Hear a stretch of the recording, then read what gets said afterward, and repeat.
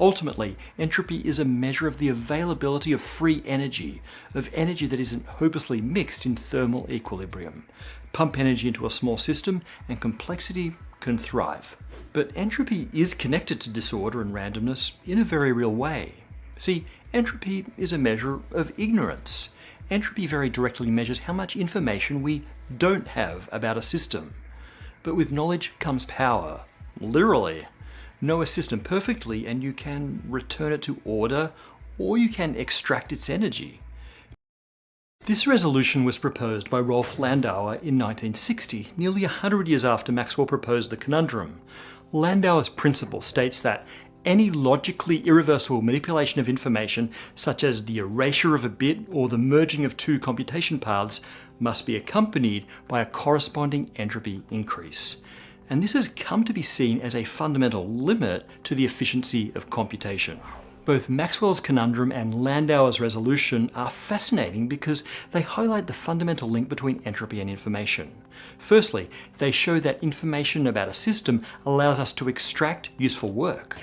If you have perfect knowledge of the state of all particles in the box, you could open and close the door in exactly the right sequence to sort the particles any way you liked. You could turn any perfectly known equilibrium state into literally any other non-equilibrium state.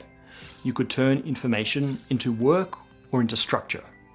But ultimately, possessing that information does increase entropy. You generate heat as you compute, in particular as you reset your own memory.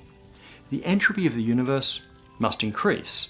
And yet, knowing the microstate of a system, no matter how thermodynamically mixed, allows you to decrease its entropy. As long as you can power your computation, information is power. Claude Shannon, the father of information theory, was deeply inspired by the close connection between entropy and information. He defined a new type of entropy, Shannon entropy. It can be interpreted as the amount of previously hidden information that can potentially be revealed by the observation of a random event. In a sense, it's a measure of the uncertainty of the event. The more uncertain or more unusual an event, the more revealing it is than a more predictable event. So for example, the roll of a die has more entropy than the flip of a coin. There are more potential outcomes in the former, so more uncertainty has been eliminated when the die is cast. Shannon used the term entropy for this measure because his formula was almost identical to the formula for thermodynamic entropy.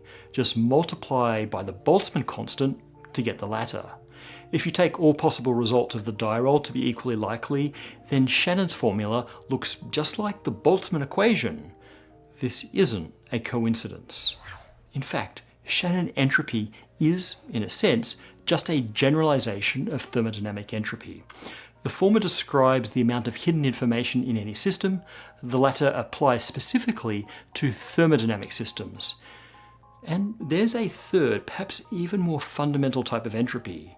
That's quantum entropy, also known as von Neumann entropy. It describes the hidden information in quantum systems, but more accurately, it's a measure of the entanglement within quantum systems. In fact, the evolution of quantum entanglement may be the ultimate source of entropy, the second law, the limits of information processing, and even the arrow of time. We'll get tangled up in all of that in an upcoming episode of Space Time.